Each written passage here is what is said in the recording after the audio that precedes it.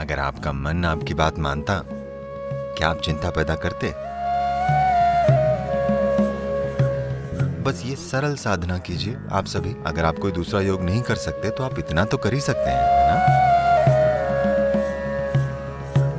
आप देखेंगे कि आपकी आधी चिंता शांत होनी शुरू हो जाएगी, क्योंकि वास्तव में संघर्ष इस बात का है कि आपके भीतर दो आयाम हैं।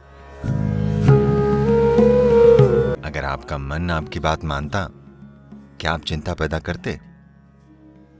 नहीं। इसलिए जवाबों के लिए कहीं और मत देखिए, कहीं भी दूसरी जगह। बात बस इतनी सी है कि आपका अपना शरीर और मानसिक ढांचा आपकी बात नहीं मान रहे। तो आपने बहुत सी बातें कही, मैंने कोशिश की, और ये पूरी कैलिफोर्निया में जो बड़े बड़े शब्द घूम रहे हैं, खासतौर पर उसे सरेंडर करने के बारे में, इसे जाने देने के बारे में, ऐसी किसी चीज ने एक भी व्यक्ति के लिए काम नहीं किया है कभी भी। क्या इसने किया है? मैं आपसे पूछता हूं।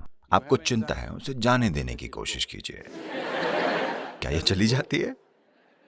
यहां तक कि फ्लू भी, कमबख्त फ्लू तक नहीं जाता। हाँ या ना? साधारण सी सर्दी भी नहीं जाती। आप कहते हैं जाओ, क्या ये चली जाती है? इसलिए हमें समर्पण के इन सजावटी चक्करों में नहीं पड़ना चाहिए। ये सब इधर उधर की बातें हैं। कोई नहीं जानता कि समर्पण क्या है, क्योंकि जब ऐसा होगा तो आपको पता ही नहीं चलेगा कि ऐसा हुआ है। आप ऐसा नहीं कर सकते, मैंने समर्पण कर दिया, ये कैसे संभव है? तो उन चीजों को छोड़कर, खास तौर पर जैसा मैंने कहा है, आपने यूजर मैनुअल को नहीं पढ़ा है कि ये कैसे काम करता है। हमें इस पर ध्यान देना होगा। ये सिस्टम इस तरह से बना है कि अगर आप अपना हाथ ऐसे रखें तो ये एक तरीके से काम करेगा, अगर आप ऐसे करें तो ये दूसरी तरीके से काम करेगा। ये एक अद्भुत प्रक्रिया है। अगर ये कोई सरल चीज होती तो हम इसे छेनी हथौड़ी से कूट पीट कर सही आकार में ले आते, ठीक है? ये बहुत ज्यादा परिष्कृत है। ये मशीन असाधारण रूप से जटिल है। ये जिस चीज के लिए बनी है उसे उस तरह इस्तेमाल करने के लिए व्यक्ति को एक निश्चित तरह का ध्यान देने की जरूरत है, वरना यह खुद को अस्त व्यस्त कर लेगी। अब कई कारक हो सकते हैं, जेनेटिक कारक हो सकते हैं, सामाजिक कारक हो सकते हैं, कुछ पालन पोषण के मुद्दे हो सकते हैं, तमाम तरह की चीजें हैं। पर अपनी समस्याओं के लिए इनमें से किसी भी चीज को कारण मत ठहराइए। जरूरी बात बस ये है, आप अपने मन को वैसे नहीं रख पा रहे हैं जिस तरह से आप उसे चाहते हैं। आपकी बस यही समस्या है ना? जिस पल आप कारण देते हैं कि मैं ऐसा इसलिए हूं क्योंकि मेरे पिता ऐसे थे, मैं ऐसा इसलिए हूं क्योंकि मेरे दादा की जेनेटिक्स ठीक नहीं थी, तो समझिए आप खत्म हैं। क्योंकि अब हम उन व्यक्तियों को बदल नहीं सकते। Yes. अब आप कोई अलग पिता या दादा नहीं चुन सकते, अब वो बीत चुके हैं। पर आप इसे रूपांतरित कर सकते हैं। आपको यह समझना चाहिए, अब भी इससे कोई फर्क नहीं पड़ता कि आपको चिंता का विकार है। फिर भी अगर आप एक गाजर का टुकड़ा भीतर डालते हैं तो यहाँ एक ऐसी बुद्धिमत्ता है जो एक गाजर को एक मनुष्य में रूपांतरित कर सकती है। इसका मतलब हर रोज आपके भीतर एक नए शरीर का निर्माण हो रहा है ना? टुकड़ों में हर रोज एक नए व्यक्ति का निर्माण हो रहा है। जब सृष्टि का स्रोत आपके भीतर काम कर रहा है और लगातार एक नए मनुष्य का निर्माण हो रहा है, अगर आप इसकी थोड़ी सी भी जिम्मेदारी ले लें तो आप पूरी तरह से एक नई शारीरिक और मानसिक प्रक्रिया का निर्माण कर सकते हैं। हमारे साथ कुछ ऐसा हुआ। पिछले साल हम लोग तिब्बत में ट्रैकिंग कर रहे थे। मैं एक टेंट में था, मैं कुछ काम कर रहा था और दूसरा एक व्यक्ति एक सेब काट रहा था। आपको इन दिनों मिलने वाले चीनी मिट्टी के चाकुओं का पता है? तो पास में दूसरी महिला उस व्यक्ति से कहती है, ये बहुत तेज चाकू है, ध्यान रखना। ये मुझे थोड़ा परेशान करता है। मैं ऐसे देखता हूं क्योंकि ये एक बड़ा आदमी है। अगर वो कोई बच्चा होता तो अलग बात थी, तब हमें देखना होता कि वो चाकू कैसे इस्तेमाल कर रहा है। वो एक पूरा बड़ा आदमी है और चाकू को तेज धार ही होना चाहिए। अगर उसकी धार तेज ना हो तो आप उसे चाकू क्यों कहेंगे? तो मैंने उसे अनदेखा किया और काम करता रहा। अगले 2 मिनटों में वो फिर कहती है, ये बहुत तेज चाकू है, ध्यान रखना। मैंने कहा बस करो, वो एक बड़ा आदमी है, उसे अकेला छोड़ दो, उसे पता है चाकू को कैसे इस्तेमाल करना है। वो एक छोटा सा चाकू नहीं संभाल सकता। ये कोई बहुत भारी मशीनरी या अंतरिक्ष यान या ऐसा कुछ नहीं है कि उसे पता नहीं कि इसे कैसे चलाना है। ये एक चाकू है। वो कहती है नहीं सदगुरु, ये बहुत ही तेज चाकू है। और मैं जो कर रहा था वो करता रहा। अगले 2 मिनटों में वो उससे फुसफुसाती है, बहुत ध्यान रखना, ये बहुत तेज है। और अगले 2 मिनटों में वो अपनी उंगली काट लेता है। उसके बाद मैंने हार मान ली। ठीक, यही सब हो रहा है जीवन के साथ, यही सब हो रहा है। आपके पास एक बुद्धि है जिसके लिए आपके पास कोई पर्याप्त स्थिर आधार नहीं है, या दूसरे शब्दों में आपके पास एक तेज चाकू है। माफ कीजिएगा, बहुत ही तेज चाकू। A very sharp knife in your hand, but your hand is not steady. आपके हाथ में एक बहुत ही तेज चाकू है, पर आपका हाथ स्थिर नहीं है। जरा देखिए, ये आपका ही मन है जो सारी पीड़ा पैदा कर रहा है ना? हाँ या नहीं?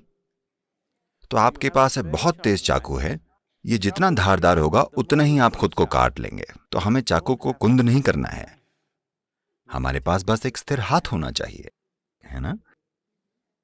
इसके बारे में कुछ नहीं किया गया है। लोग इन तमाम शांतिकर दवाओं और बकवास के साथ जो आप लेते हैं, उससे चाकू को कुंद करने की कोशिश कर रहे हैं। चाकू को कुंद करना हल नहीं है, क्योंकि अगर आप अपने होने की संभावना को ही कम कर देते हैं तो सब ठीक होगा। अगर हम आपका आधा दिमाग हटा दें तो आप काफी शांत रहेंगे, क्योंकि चिंता पैदा करने के लिए थोड़ा दिमाग लगता है। अगर हम सचमुच में आपका आधा दिमाग हटा दें तो आप काफी शांत रहेंगे और आप असल में खुश भी रहेंगे। आपको कुछ भी परेशान नहीं करेगा, आप ठीक हैं। सही है ना? पर यह वो नहीं है जिसे हम खोज रहे हैं।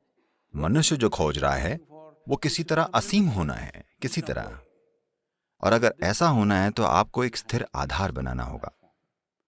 चाकू को हटाने की जरूरत नहीं है, चाकू को कुंद करने की जरूरत नहीं है, बस हाथ को स्थिर रखने की जरूरत है ना? कोई प्रक्रिया नहीं करनी है।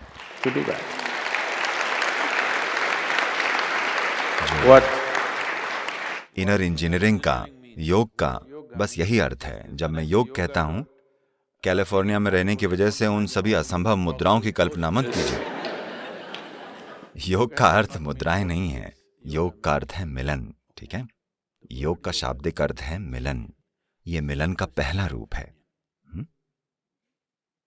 आपका दायां और बायां, इसे योग में पिंगला और ईड़ा कहा जाता है। ये आपके भीतर पौरुष और स्त्रैण है।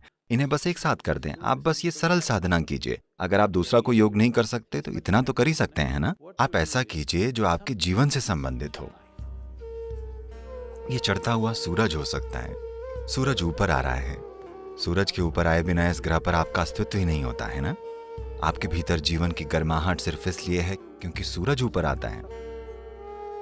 पेड़ का ऑक्सीजन छोड़ना और उसके लिए आप कार्बन डाइऑक्साइड छोड़ते हैं और ये अदला बदली हो रही है। इसके बिना आप जीवित नहीं होते हैं ना? इसकी ओर कुछ इस तरह से देखिए, जो भोजन आप खाते हैं, सूरज, जिस धरती पर आप चलते हैं, जिस हवा में सांस लेते हैं, जो पानी पीते हैं, जो लोग आपके आसपास रहते हैं, इनमें से कुछ भी चुन लीजिए। बस ये कीजिए, आपके दाएं और बाएं को पूरी तरह एक साथ कर दीजिए। इस तरह नहीं, इस तरह नहीं, बिल्कुल सीधे। ठीक है? बस किसी ऐसी चीज की ओर देखिए जो आपके लिए सच में मायने रखती है। शायद सूरज, शायद आकाश, शायद बादल, शायद एक पेड़ या कोई व्यक्ति, शायद एक बच्चा, एक जानवर, कोई मायने नहीं रखता कि क्या। बस उसकी ओर देखिए। लगातार 10-12 मिनटों तक दोनों हाथों को जोड़े रखिए। आप देखेंगे कि आपकी आधी चिंता शांत होनी शुरू हो जाएगी। क्योंकि वास्तव में संघर्ष ये है कि आपके भीतर 2 आयाम हैं। मैं इसके विस्तृत विवरण में नहीं जाना चाहता, क्योंकि योग, शरीर विज्ञान इसके बारे में विस्तार से बताता है। लेकिन सरल शब्दों में कहें तो आधुनिक चिकित्सा विज्ञान आपको बता रहा है कि एक दायां दिमाग है और एक बायां दिमाग है। ठीक है? बस इन दोनों चीजों को एक साथ रख दीजिए। ऐसे किसी भी चीज की ओर परम प्रेम और प्रशंसा से देखिए जो आपके लिए मायने रखती है। वो आपकी पत्नी हो सकती है, आपके पति हो सकते हैं, आपकी संतान हो सकती है, एक पेड़, एक कुत्ता, आकाश, सूरज, चांद, इनमें से हर चीज आपके जीवन के लिए जरूरी है। क्या ऐसा नहीं?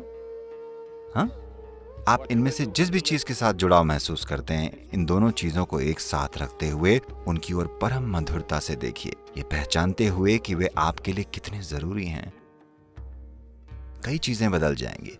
ये योग का पहला रूप है। अगर मैं ये करता हूं तो ये मुश्किल हो जाता है। और नमस्कार करने के कई तरीके हैं, इस तरह इस तरह इस तरह। ये सबसे सरल चीज है, यहीं से शुरू कीजिए, ठीक है?